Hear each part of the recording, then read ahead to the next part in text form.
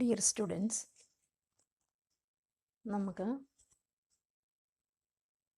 അടുത്ത ചാപ്റ്റർ 3 ആണ് structural organisation in animals. എന്ന ചാപ്റ്ററിൽ നമ്മൾ പഠിക്കുന്ന ഭാഗങ്ങൾ എന്ന് പറയുന്ന ഒരു ആനിമൽ ടിഷ്യൂസിനെ കുറിച്ച് പഠിക്കണം. ആനിമൽ ടിഷ്യൂസ്, വിവിധ തരത്തിലുള്ള ആനിമൽ ടിഷ്യൂസ് ഏതൊക്കെയാണെന്നും, പിന്നെ നമുക്ക് anatomy and morphology of cockroach, anatomy and morphology of cockroach. അപ്പോൾ ഇങ്ങനെ രണ്ട് ഭാഗങ്ങളാണ് ഈ ചാപ്റ്ററിൽ പഠിക്കുന്നത്. ഒന്ന് അനിമൽ ടിഷ്യൂ, പിന്നെ കോക്രോച്ചിൻ്റെ അനാറ്റമി, മോർഫോളജി. അപ്പോൾ ആദ്യം തന്നെ നമുക്ക് എന്താണ് ആനിമൽ ടിഷ്യൂ? ആനിമൽസിൽ കാണുന്ന ടിഷ്യൂസിനെയാണ് നമ്മൾ ആനിമൽ ടിഷ്യൂ എന്ന് പറയുന്നത്, അല്ലേ? നമ്മൾ കേട്ടിട്ടുണ്ട് പലതരം ടിഷ്യൂസ് കൊണ്ടാണ് ആനിമൽ ബോഡി നിർമ്മിച്ചിരിക്കുന്നത്. Different types of tissues. ഏതൊക്കെയാണ് ആ ടിഷ്യൂസ് എന്ന് നമ്മൾ പഠിച്ചിട്ടുള്ള കാര്യങ്ങളാണ്. കുറച്ചുകൂടി ഡീറ്റെയിൽ ആയിട്ട് ഈ ചാപ്റ്ററിൽ പഠിക്കുന്നതേ ഉള്ളൂ. സ്കൂളിലൊക്കെ നിങ്ങൾ ഡിഫറെൻറ്റ് ടൈപ്സ് ഓഫ് ടിഷ്യൂസിനെ കുറിച്ചൊക്കെ പഠിക്കുന്നതാണ്. എന്താണ് ഒരു ടിഷ്യൂ എന്ന് പറഞ്ഞാൽ, അല്ലേ?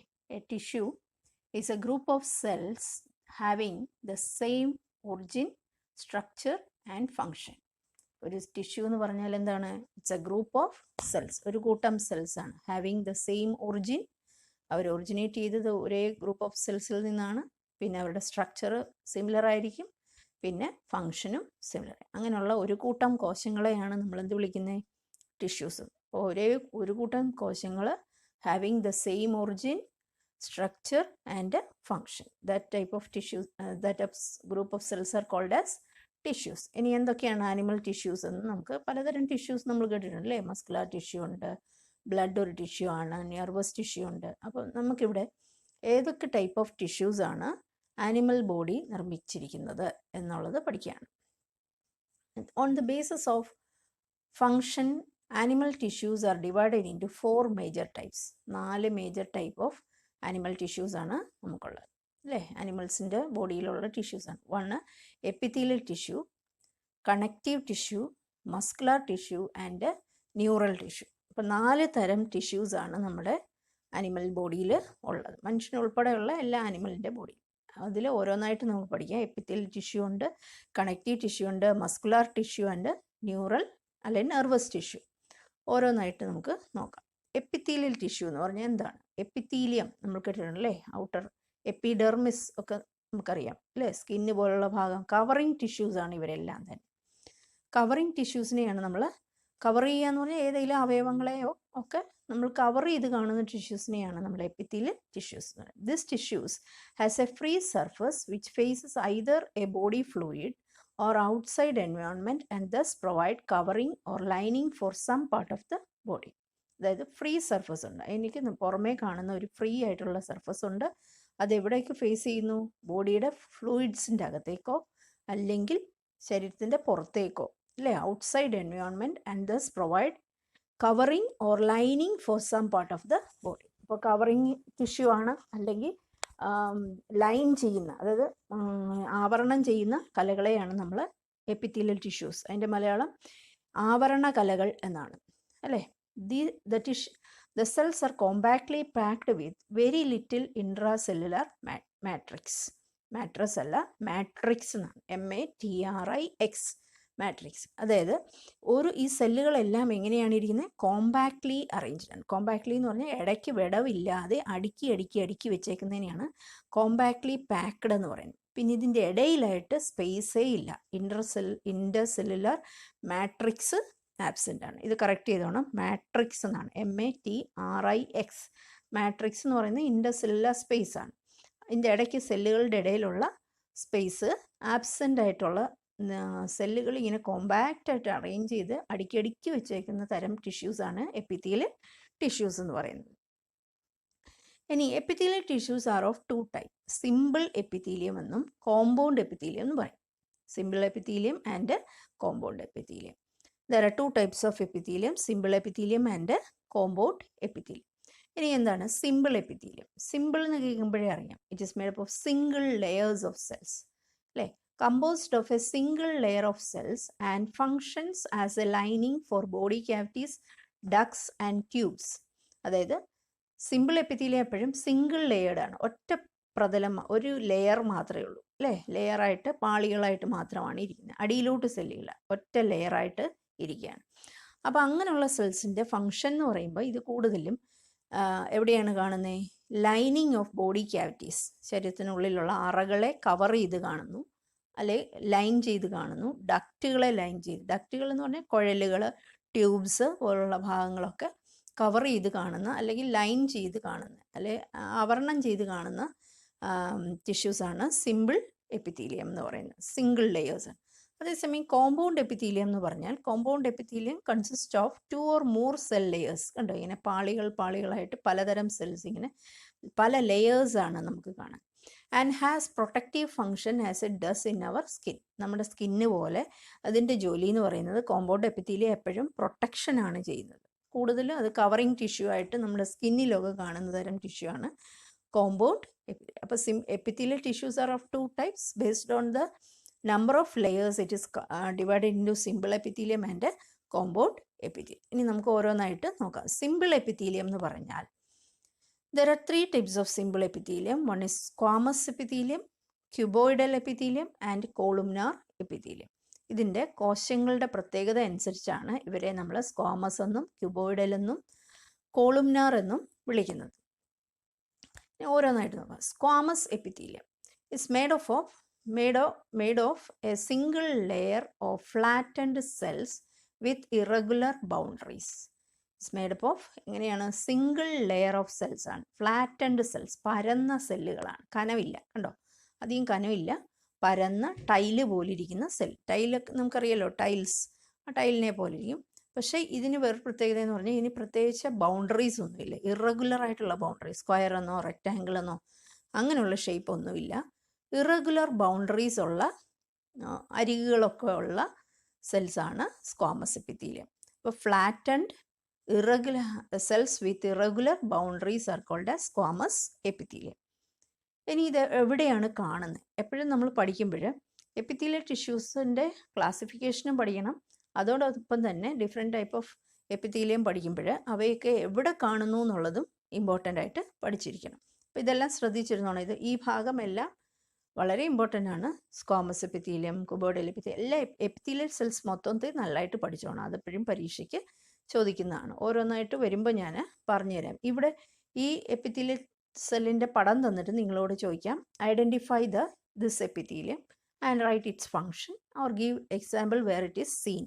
അങ്ങനെയൊക്കെ പറഞ്ഞ് ക്വസ്റ്റ്യൻസ് വരാം. അപ്പോൾ ഓരോന്നും പഠിക്കുമ്പോൾ അതെങ്ങനെയുള്ള സെല്ലാണ്, അത് എവിടെയാണ് കാണുന്നത് എന്നൊക്കെ ഉള്ള കാര്യങ്ങൾ നോട്ട് ചെയ്ത് പഠിച്ചിരുന്നോണം. അപ്പോൾ സ്ക്വാമസ് എപ്പിത്തീലിയം മനസ്സിലായല്ലോ, ഫ്ലാറ്റ് ആയിട്ടിരിക്കുന്ന സെൽസ് ആണ്. അവ കാണപ്പെടുന്ന എവിടെയാണെന്ന് നോക്കാം. They are found in wall of blood vessels, air sacs of lungs etcetera. കാണപ്പെടുന്നത് ബ്ലഡ് വെസൽസിൻ്റെ ഇന്നർ ലൈനിങ്ങിൽ, വോളിൻ്റെ ഭിത്തിയിലൊക്കെ കാണാം. അതുപോലെ തന്നെ it is also seen in air sacs of lungs, ലങ്സിൻ്റെ അകത്തേക്ക് പോകുന്ന കുഴലുകളില്ലേ, ആൽവിയോളൈ എന്നൊക്കെ നമ്മൾ ആൽവിയോളല്ലേ, ബ്രോങ്കിയോൾസ്, ബ്രോങ്കസ് എന്നൊക്കെ പറയത്തില്ലേ, ആ ഭാഗങ്ങളിലൊക്കെ ലൈൻ ചെയ്ത് കാണുന്ന എപ്പിത്തീലിയം ഏതാണ്?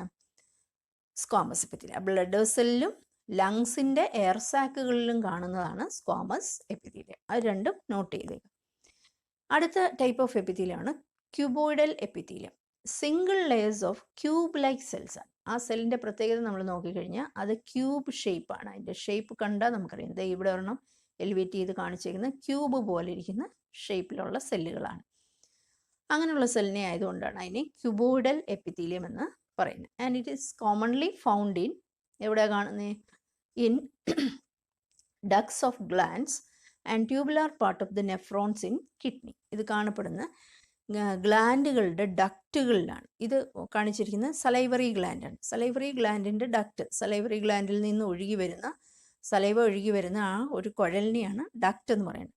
അപ്പോൾ ആ ഡക്റ്റിലും അതുപോലെ തന്നെ ട്യൂബുലാർ പാർട്ട് ഓഫ് നെഫ്രോൺ നിങ്ങൾക്ക് അറിയാം ഇല്ലേ, കിഡ്നിയുടെ പാർട്ടാണ്, structural and functional unit of കിഡ്നിയാണ് നെഫ്രോണിൻ്റെ ഈ ഭാഗം, കുഴൽ വരുന്ന ഭാഗം. ട്യൂബുലാർ പാർട്ടിലും എന്തുണ്ട്? കുബോയിഡൽ എപ്പിത്തീലിയം ഉണ്ട്. അപ്പോൾ എവിടെയാണ് ഇത് കാണുന്നത് എന്നുള്ളത് നോട്ട് ചെയ്യുക. Seen in the ducts of glands and in the tubular part of the nephron in kidney. Cuboidal എപ്പിത്തീലിയത്തിൻ്റെ ഫംഗ്ഷൻ പറഞ്ഞേക്കാണ്. Main function of cuboidal epithelium are secretion and absorption. സെക്രീഷനും അബ്സോർപ്ഷനുമാണ്.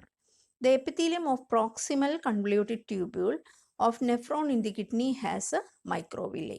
അതായത് ഈ നെഫ്രോണിൽ നമ്മൾ പറഞ്ഞില്ലേ ഇവിടെ ഉണ്ടെന്ന് ഈ ക്യൂബോയിഡൽ എപ്പിത്തീലിയം. അപ്പോൾ ഈ ക്യൂബോയിഡൽ എപ്പിത്തീലിയത്തിന് ചില മൈക്രോവില്ലേകൾ ഉണ്ടെന്നാണ് പറയുന്നത്. അപ്പോൾ ഈ പടം നമുക്ക് നോക്കാം. ശ്രദ്ധിച്ച് നോക്കിയാൽ നമുക്കറിയാം ഇതിൻ്റെ സെൽസിൻ്റെ അറ്റത്ത് ഇങ്ങനെ ബ്രഷ് ബോർഡേഡ് സെൽസ് ആണ് എന്ന് പറഞ്ഞാൽ ഇങ്ങനെ മൈക്രോവില്ലേ. അതിൻ്റെ പുറമെ ചെറിയ ചെറിയ ഇങ്ങനെ വില്ലൈ പോലെ ഇരിക്കും. ഇതിൻ്റെ എക്സ്റ്റൻഷൻസ് നമ്മൾ നോക്കിക്കഴിയുമ്പോൾ ഇവിടെ ഇങ്ങനെ കാണുന്ന ചെറിയ ചെറിയ വെളിയിലേക്ക് തള്ളി നിൽക്കുന്ന ഭാഗങ്ങൾ ഇതെല്ലാം കാണിച്ചിരിക്കുന്നത് ഈ കാണിച്ചിരിക്കുന്ന എക്സ്റ്റൻഷൻസിനെയാണ് നമ്മൾ മൈക്രോവില്ലേ എന്ന് പറയുന്നത് അല്ലേ. ഇങ്ങനെ വെളിയിലേക്ക് തള്ളി നിൽക്കുന്ന ഭാഗങ്ങൾ നമുക്ക് കാണാം. അത് നമ്മൾ ഇൻഡസ്ട്രെയിൻസിലൊക്കെ നമ്മൾ വില്ലൈ മൈക്രോവില്ലേ ഒക്കെ പഠിച്ചിട്ടുണ്ട്. അതേപോലെ തന്നെ നെഫ്രോൺസിൻ്റെ അകത്തും ഈ മൈക്രോവില്ലേ ഉണ്ടെന്നാണ് പറയുന്നത്. ഇവിടെ ഓർത്തിരിക്കേണ്ട ഒരു കാര്യം ഇതിൻ്റെ ഫംഗ്ഷൻ പഠിക്കുക, സെക്രീഷൻ ആൻഡ് അബ്സോർപ്ഷൻ. അടുത്തത് columnar epithelium. Columnar epithelium is composed of a single layer of cell tall and slender cells. ഈ സെല്ലിൻ്റെ പ്രത്യേകത നോക്കിയേ, ഇവയ്ക്ക് നീളമുണ്ട് അല്ലേ. നീളമുള്ള സിംഗിൾ ലെയർ സെൽസ് ആണ്. സിംഗിൾ ലെയർ സെൽസ് ആണ് ഇവരെല്ലാം. അതിൽ നീളമുള്ള സെല്ലുകളെയാണ് നമ്മൾ കോളുംനാർ എപ്പിത്തീലിയം. ഇങ്ങനെയുള്ള ഒത്തിരി സെല്ലുകൾ ചേരുമ്പോഴാണ് കോളം ലൈക്ക് എന്നാണ് പറയുന്നത്. ഇനി ഇതിൻ്റെ പ്രത്യേകത ഇതെവിടെയാണ് കാണുന്നതെന്നൊക്കെ പറയാം. Free surface may have microvilli. ഇവിടെയും അവർക്ക് ഫ്രീ സർഫസിൽ എന്തുണ്ട്, മൈക്രോവില്ലേ കാണാം. ചെറിയ ചെറിയ എക്സ്റ്റൻഷൻസ് നമുക്ക് കാണാൻ കഴിയും. ഇങ്ങനെ വെളിയിലേക്ക് തള്ളി നിൽക്കുന്ന ഇങ്ങനെ ഉള്ള പ്രൊജക്ഷൻസിനെയാണ് നമ്മൾ മൈക്രോവില്ലേ എന്ന് പറയുന്നത്. അപ്പോൾ ഇങ്ങനെയുള്ള മൈക്രോവില്ലേ എവിടെ കാണാമെന്നാണ് പറയുന്നത്? കോളുംനാർ എപ്പിത്തീലിയത്തിൽ ചിലതിൽ ഉണ്ട് എന്നാണ് പറയുന്നത്. ചിലതിലേ ഉള്ള, എല്ലാത്തിലും ഇല്ല. അപ്പം they are found in lining of stomach and intestine and help in secretion and absorption. ഇൻഡസ്റ്റൈനിലും സ്റ്റൊമക്കിലും ഒക്കെ നമ്മൾ പഠിച്ചിട്ടുണ്ട്, വില്ലേ എന്ന് പഠിച്ചിട്ടുണ്ട് അല്ലേ. ആ വില്ലയുടെ ഒക്കെ പുറത്ത് ഇങ്ങനെ ചെറിയ ചെറിയ പ്രൊജക്ഷൻസ് ഉണ്ട്. അതിനെയാണ് മൈക്രോവില്ലേ എന്ന് പറയുന്നത്. ഇനി ഇത് കോളുംനാർ എപ്പിത്തീലിയം. അതിൻ്റെ ഫംഗ്ഷൻ എന്ന് പറഞ്ഞാൽ ഇതിൻ്റെ ഫംഗ്ഷനും ക്യൂബോയിഡൽ പോലെ തന്നെയാണ്, സെക്രീഷൻ ആൻഡ് അബ്സോർപ്ഷൻ. എന്തെങ്കിലുമൊക്കെ സെക്രീറ്റ് ചെയ്യുക, അബ്സോർബ് ചെയ്യുക, ഇതൊക്കെയാണ് ഈ കോശങ്ങളുടെ ഫംഗ്ഷൻ, കോളുംനാർ എപ്പിത്തീലിയം. ഇനി നമ്മൾ അടുത്തത് ciliated epithelium. If the columnar epithelium cuboidal epithelium തന്നെയാണ്, പക്ഷെ അതിന് എന്തുകൂടി ഉണ്ടെന്ന് പറയുന്നത്, it bear cilia on their free surface. Ciliated epithelium എന്ന് പറഞ്ഞാൽ if the columnar or cuboidal cells bear cilia on their free surface they are called ciliated epithelium. ഇപ്പം മുമ്പ് നമ്മൾ പറഞ്ഞില്ലേ കോളുംനാറും ക്യൂബോയിഡൽ സെൽസും അവർ തന്നെ, പക്ഷേ അവയിൽ ചില ആളുകൾക്ക് എന്തുണ്ട്, അവരുടെ ഫ്രീ സർഫസിൽ പുറമേ കാണുന്ന ഭാഗങ്ങളിലെല്ലാം ഇങ്ങനെയുള്ള ചെറിയ ഹെയർ ലൈക്ക് സ്ട്രക്ചേഴ്സ് കാണാം. ഈ ഹെയർ ലൈക്ക് സ്ട്രക്ചേഴ്സിനെയാണ് നമ്മൾ എന്ത് വിളിക്കുന്നത്, സീലിയ എന്ന് പറയും. ആ cilia small hair like structures അതുള്ള എപ്പിത്തീലിയത്തിനെയാണ് നമ്മൾ സീലിയേറ്റഡ് എപ്പിത്തീലിയം. അതിൻ്റെ സെല്ലിൻ്റെ ഷേപ്പ് രണ്ടും ആകാം, കോളുംനാറും വരാം ക്യൂബോയിഡലും വരാം. അങ്ങനെയുള്ള ഒരു കോശങ്ങളെയാണ് നമ്മൾ സീലിയേറ്റഡ് എപ്പിത്തീലിയം എന്ന് പറയുന്നത്. ആൻഡ് ദ സീലിയേറ്റഡ് എപ്പിത്തീലിയം എവിടെയാണ് കാണുന്നത്? It's present in the inner surface of hollow organs like bronchioles and Fallopian tube. ഈ ബ്രോങ്കിയോൾ നമുക്കറിയാം, ലങ്സിൻ്റെ പാർട്ടാണ് ബ്രോങ്കിയോൾസ് എന്നൊക്കെ പറയുന്നത്. ആ ഭാഗങ്ങളിലെല്ലാം ഈ ഹെയർ ലൈക്ക് സ്ട്രക്ചേഴ്സ് ഉള്ള സീലിയേറ്റഡ് എപ്പിത്തീലിയം നമുക്ക് കാണാൻ കഴിയും. അതുപോലെ ഫലോപ്പിയൻ ട്യൂബ് എന്ന് പറയുന്നത് ഫീമെയിൽ റിപ്രൊഡക്റ്റീവ് ഓർഗനിലുള്ള ഒരു പാർട്ടാണ് ഫലോപ്പിയൻ ട്യൂബ് അല്ലെങ്കിൽ ഓവിഡക്റ്റ്. അവിടെയും ഇതേപോലുള്ള സീലിയേറ്റഡ് എപ്പിത്തീലിയമാണ് കാണുന്നത്. പുറമേ ഇങ്ങനെ അവർക്ക് സീലിയ ഉണ്ട് സെല്ലുകളിൽ. അപ്പോൾ ഇതിൻ്റെ ഫംഗ്ഷൻ എന്താണെന്ന് പറഞ്ഞാൽ, function is to move particle or mucus in a specific direction over the epithelium. ഇപ്പം നമ്മുടെ ശ്വാസനാളത്തിൻ്റെ അകത്തായാലും മൂക്കിനുള്ളിലായാലും ചെറിയ സീലിയാസ് ഉണ്ട് അല്ലേ, അത് സീലിയേറ്റഡ് എപ്പിത്തീലിയം. അപ്പോൾ ഡസ്റ്റ് പാർട്ടിക്കിൾസ് ഒക്കെ വരുമ്പോൾ അതിനെ മൂവ് ചെയ്ത് കളയാനും, അതുപോലെ നമുക്കറിയാം അല്ലേ മ്യൂക്കസ് സെക്രീഷൻ, ഒരു വഴുവഴുത്ത ഫ്ലൂയിഡ് നമ്മുടെ ശ്വാസനാളത്തിൽ എപ്പോഴും കാണും. അപ്പോൾ ആ മ്യൂക്കസിനെ മൂവ് ചെയ്യാൻ, അങ്ങോട്ടും ഇങ്ങോട്ടും ഒഴുക്കി കളയാനും ഒക്കെ സഹായിക്കുന്നത് ഈ സീലിയയാണ്. അതേപോലെ തന്നെ ഫീമെയിൽ റിപ്രൊഡക്റ്റീവ് ട്രാക്റ്റിൽ ഞങ്ങൾ ഇനി അടുത്ത വർഷം പഠിക്കും, ഇതിലുണ്ടാവുന്ന ഓവറിയിലുണ്ടാവുന്ന ഓവം ഇവിടേക്ക് തട്ടി കൊണ്ടുവരാൻ ഇവിടെ ഓവിഡക്റ്റിൽ സീലിയ ഉണ്ടായാലേ പറ്റൂ. അപ്പോൾ എന്തെങ്കിലും ഒരു പാർട്ടിക്കിൾസിനെ മൂവ് ചെയ്യാൻ സഹായിക്കുന്ന എപ്പിത്തീലിയമാണ്. ഇങ്ങനെ തൂത്ത് നീക്കി കൊണ്ടുപോകാൻ സഹായിക്കുന്ന എപ്പിത്തീലിയമാണ് സീലിയേറ്റഡ് എപ്പിത്തീലിയം എന്ന് പറയുന്നത്. അപ്പോൾ എവിടെ കാണുന്നു എന്നുള്ളത് പഠിച്ചു വെക്കുക. ബ്രോങ്കിയോൾസും fallopian tube of female reproductive organ. അത്രയാണ് സീലിയേറ്റഡ് എപ്പിത്തീലിയം. അപ്പം നമ്മൾ ആദ്യം 3 ടൈപ്പ് ഓഫ് എപ്പിത്തീലിയമാണ് പറഞ്ഞത്. എന്തൊക്കെയായിരുന്നു? Squamous epithelium, cuboidal epithelium, columnar epithelium, അല്ലേ? ഷേപ്പ് അനുസരിച്ച്. പിന്നെ ഒരു അഡീഷണൽ ഒരെണ്ണം കൂടെ നമ്മളിപ്പോൾ പറഞ്ഞു നിർത്തിയത് ഏതായിരുന്നു? Ciliated epithelium. അതിന് ഷേപ്പിലല്ല വ്യത്യാസം, സീലിയ ഉണ്ടെന്ന് മാത്രമേ ഉള്ളൂ വ്യത്യാസം. അപ്പോൾ ആക്ച്വലി നമ്മൾ സ്ക്വാമസ് എപ്പിത്തീലിയത്തിനെ 4ആയിട്ട് വേണമെങ്കിൽ പറയാം. എന്തൊക്കെയാണ്? Squamous epithelium, cuboidal epithelium, columnar epithelium and ciliated epithelium എന്ന് പറയാം. ഇനി നെക്സ്റ്റ് നമ്മൾ പഠിക്കുന്നത് ഗ്ലാൻഡുലാർ എപ്പിത്തീലിയം. അതായത് ചില ഈ സിമ്പിൾ എപ്പിത്തീലിയങ്ങൾ മോഡിഫൈ ചെയ്ത് അതിൽ സ്പെഷ്യലൈസ്ഡ് ആയിട്ടുള്ള ചില ഫങ്ഷൻസ് നിർവഹിക്കുന്ന എപ്പിത്തീലിയങ്ങളാണ് ഇനി നമ്മൾ പഠിക്കുന്നത്. ഒന്ന് ഗ്ലാൻഡുലാർ എപ്പിത്തീലിയം എന്ന് പറയും. Some of the columnar or cuboidal cells get specialised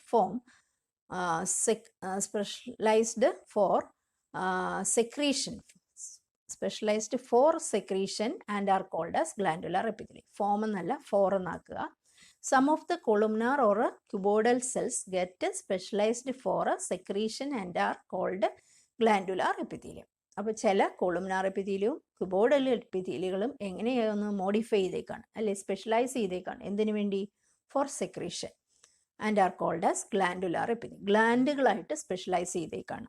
അങ്ങനെയുള്ള എപ്പിത്തീലിയങ്ങളെയാണ് നമ്മൾ ഗ്ലാൻഡുലാർ എപ്പിത്തീലിയം എന്ന് പറയും. ഗ്ലാൻഡുകൾ, അല്ലേ? ഗ്ലാൻഡ്സ് നമുക്കറിയാം, എന്തെങ്കിലും സെക്രീറ്റ് ചെയ്യുന്ന അവയവങ്ങളെയാണ് നമ്മൾ ഗ്ലാൻഡുകൾ എന്ന് പറയുന്നത്. അപ്പോൾ ഈ ഗ്ലാൻഡുകൾ 2 ടൈപ്പ് ഉണ്ട്. Glands are of 2 type.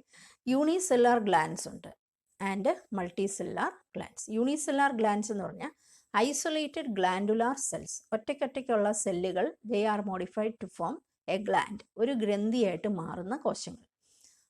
ഒരു സെല്ലാണ് ഒരു ഗ്രന്ഥിയായിട്ട് മാറുന്നെങ്കിൽ അതിനെയാണ് നമ്മൾ unicellular, uni means 1, unicellular glands എന്ന് പറയുന്നത്. ഐസൊലേറ്റഡ് ഗ്ലാൻഡുലാർ സെൽസ് എക്സാമ്പിൾ നമ്മൾ പഠിച്ചു വെച്ചേക്കണം. Goblet cells of alimentary canal. Alimentary കനാലിലുള്ള ഒരു കോശങ്ങളാണ് ഗോബ്ലെറ്റ് സെൽസ്. അത് എൻസൈംസ് പ്രൊഡ്യൂസ് ചെയ്യുന്ന ഗ്രന്ഥികളാണ്. അത് അലിമെൻ്ററി കനാലാണ് ഗോബ്ലെറ്റ്സ്. അപ്പോൾ ഫങ്ഷൻ ഇങ്ങനെ ചോദിക്കാം, യൂണിസെല്ലുലാർ ഗ്ലാൻഡിന് ഒരു ഉദാഹരണം ചോദിച്ചാൽ ഗോബ്ലെറ്റ് സെൽസ് എന്ന് ഓർത്തിരിക്കുക, അലിമെൻ്ററി കനാലിലെ ഗോബ്ലെറ്റ് സെൽസ്. ഇനി മൾട്ടിസെല്ലുലാർ ഗ്ലാൻഡ്സ് എന്ന് പറയുന്നത് കുറേ സെൽസ് ഒന്നിച്ചു കൂടിയിട്ട് ഒരു ഗ്ലാൻഡായിട്ട് മാറുന്നു. അതിനെയാണ് മൾട്ടിസെല്ലുലാർ ഗ്ലാൻഡ്സ് എന്ന് പറയുന്നത്. അതിന് example salivary gland. Salivary gland നമുക്കറിയാം. സലൈവറി ഗ്ലാൻഡ് എന്ന് പറയുന്നത് മൗത്തിലുള്ള ഉമ്മനീർ ഗ്രന്ഥികളാണ്.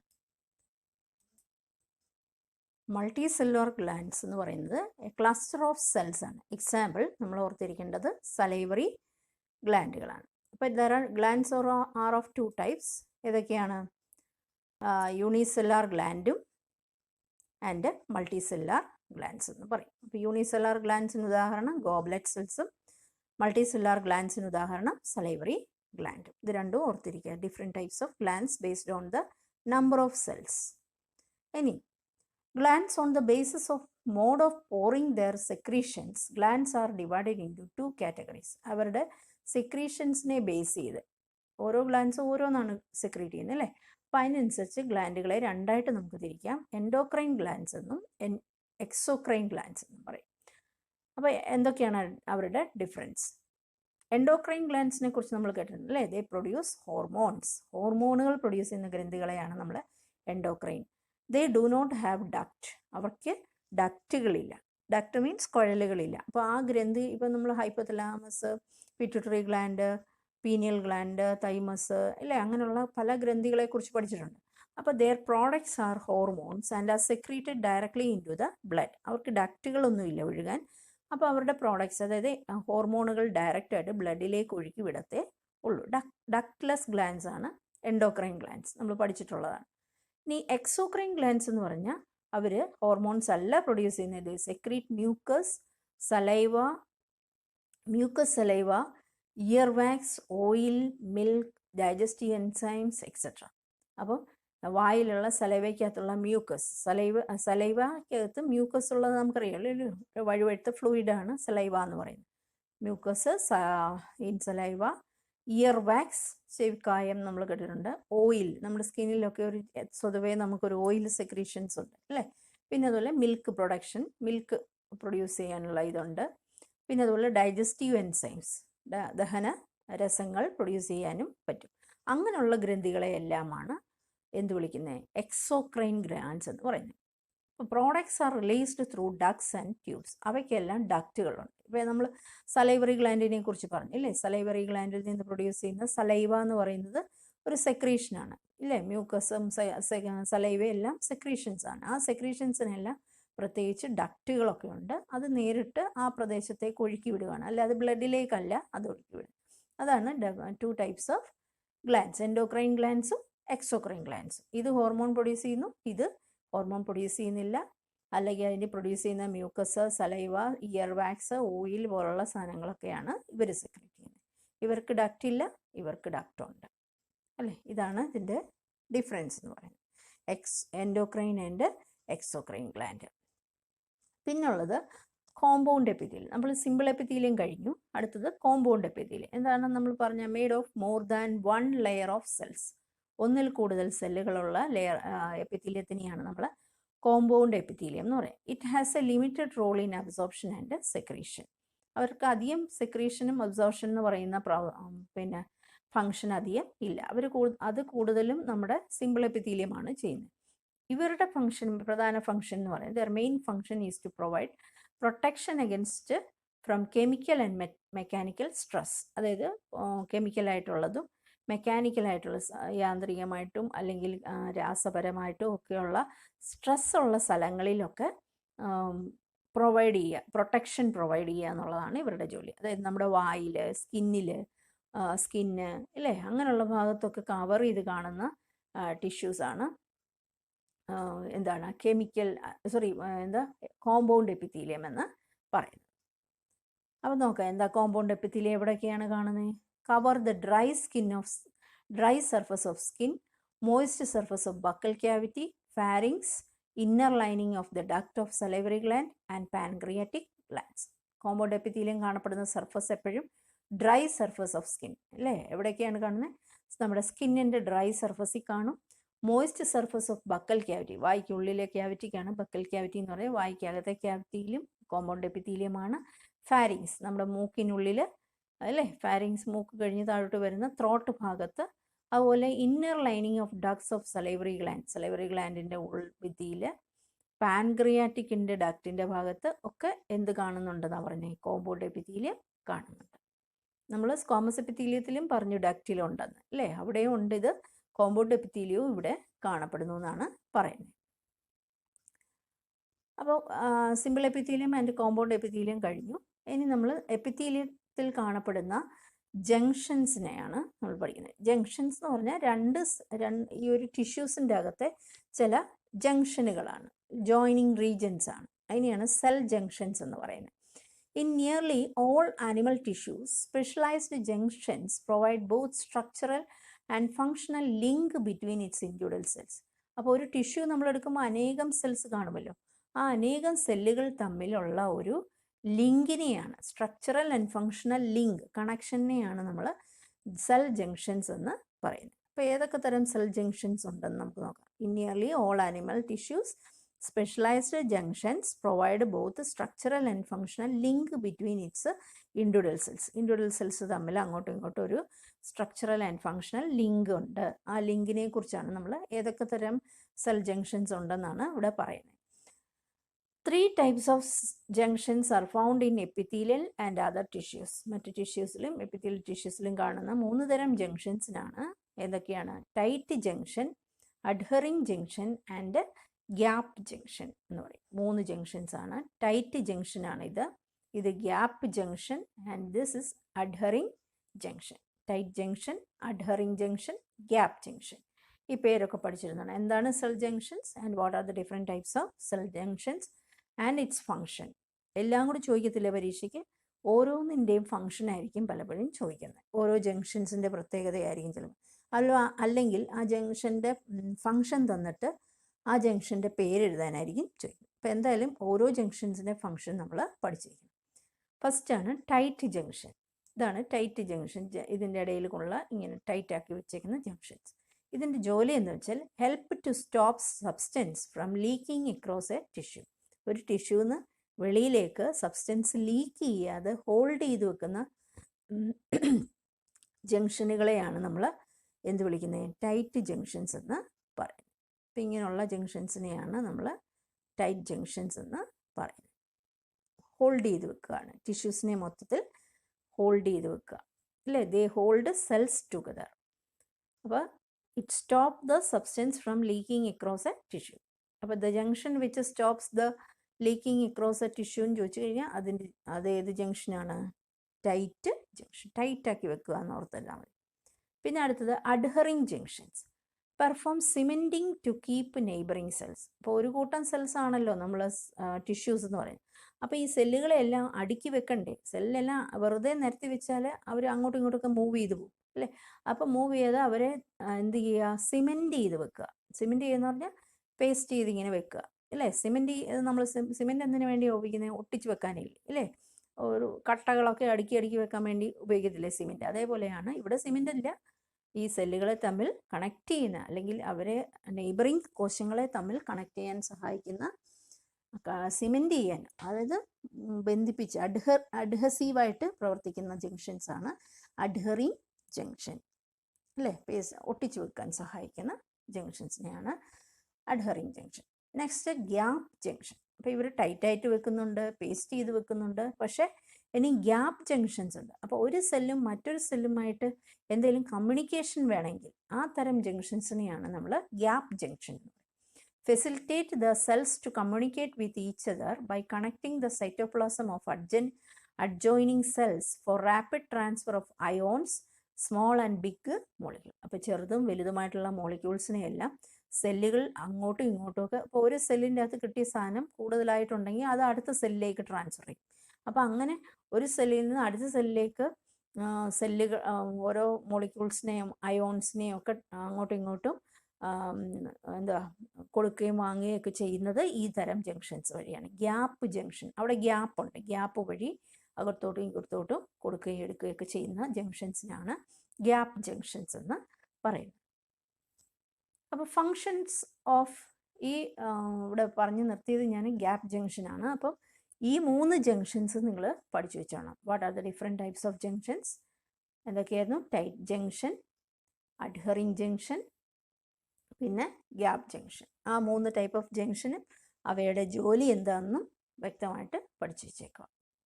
അടുത്ത് നമ്മൾ ഫങ്ഷൻസ് ഓഫ് എപ്പിത്തീലിയമാണ് പഠിക്കുന്നത്. ഫങ്ഷൻസ്, എന്തൊക്കെ ഫങ്ഷൻസ് ആണ് എപ്പിത്തീലിയൽ ടിഷ്യൂസിന് ഉള്ളത്?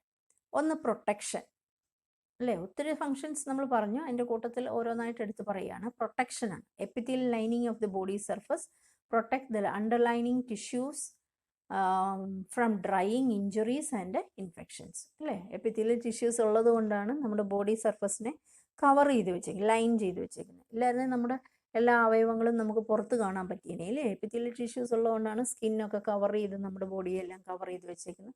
ഇൻഫെക്ഷൻസ് ഉണ്ടാക്കാതിരിക്കുന്നു. അതുപോലെ നമ്മുടെ ഇഞ്ചുറീസൊക്കെ, മുറിവുകളൊക്കെ ഉണ്ടായി അത് ഉണക്കാനും ഒക്കെ സഹായിക്കുന്നത് ഈ എപ്പിത്തീലിയൽ ടിഷ്യൂസ് ഉള്ളത് കൊണ്ടാണ് അല്ലേ? പിന്നെ അതുപോലെ ട്രാൻസ്പോർട്ട്, നമ്മൾ നേരത്തെ പറഞ്ഞില്ലേ, ciliated epithelium help in the transport of materials അല്ലേ? ഓവത്തിൻ്റെ കാര്യമൊക്കെ ഞാൻ പറഞ്ഞു അല്ലേ? Fallopian tube. അതുപോലെ മ്യൂക്കസ് മെംബ്രെയിൻ ഇൻ ദ മ്യൂക്കസും ഡസ്റ്റ് പാർട്ടിക്കിൾസും ഒക്കെ നമ്മുടെ മൂക്കിലും ശ്വാസനാളത്തിലും ഉള്ളതിനെയൊക്കെ സീലിയേറ്റഡ് എപ്പിത്തീലിയമാണ് മോളിക്യൂൾസിനെയൊക്കെ മൂവ് ചെയ്യാൻ സഹായിക്കുന്നത്, തൂത്ത് കളയാനൊക്കെ സഹായിക്കുന്നത്. അതാണ് ട്രാൻസ്പോർട്ട്. അതുപോലെ ലൂബ്രിക്കേഷൻ, നമ്മൾ mucus secreted by the gland serves lubricants, അതായത് വഴുവഴുത്ത ഒരു ഫ്ലൂയിഡ് പ്രൊഡ്യൂസ് ചെയ്യുന്നതാണ് മ്യൂക്കസ് എന്ന് പറയുന്നത്. മ്യൂക്കസും എന്തിനു സഹായിക്കുന്നു? ലൂബ്രിക്കേഷന് വേണ്ടി സഹായിക്കുന്നു. അതുപോലെ സെക്രീഷൻ, നമ്മൾ ഗ്രന്ഥികളെ കുറിച്ച് പറഞ്ഞു അല്ലേ? ഗ്ലാൻഡുലാർ എപ്പിത്തീലിയംസിൻ്റെ ജോലി എൻസൈംസ്, ഹോർമോൺസ്, മിൽക്ക്, ഓയിൽ, അങ്ങനെയുള്ള പ്രോഡക്ട്സ് ഒക്കെ പ്രൊഡ്യൂസ് ചെയ്യുന്നുണ്ട്. അതെല്ലാം നമ്മുടെ സെക്രീറ്ററി ഫങ്ഷൻ ഓഫ് എപ്പിത്തീലിയമാണ്. പിന്നെ അതുപോലെ അബ്സോർപ്ഷൻ, നമ്മൾ epithelial lining of the lungs, intestine and kidney tubules have absorptive function. ഇപ്പോൾ ലങ്സിലൊക്കെ ആണെങ്കിൽ നമുക്കറിയാം ഓക്സിജനെ അബ്സോർവ് ചെയ്യുന്നു, കാർബൺ ഡയോക്സൈഡിനെ വെളിക്കളയുന്നു. എല്ലാം ലങ്സ് ഒരു അബ്സോർപ്ഷൻ ചെയ്യുന്ന എപ്പിത്തീലിയമാണ് അവിടെ ഉള്ളത് അല്ലേ? അതുപോലെ ഇൻഡസ്റ്റൈനിൽ നമ്മൾ പഠിച്ചിട്ടുണ്ട്, വില്ലയുണ്ട്, മൈക്രോ വില്ലയുണ്ട്. അതിൽ കൂടെ ഒക്കെ അബ്സോർപ്ഷൻ നടക്കാറുണ്ട് അല്ലേ, ഫുഡ് മെറ്റീരിയൽസ്.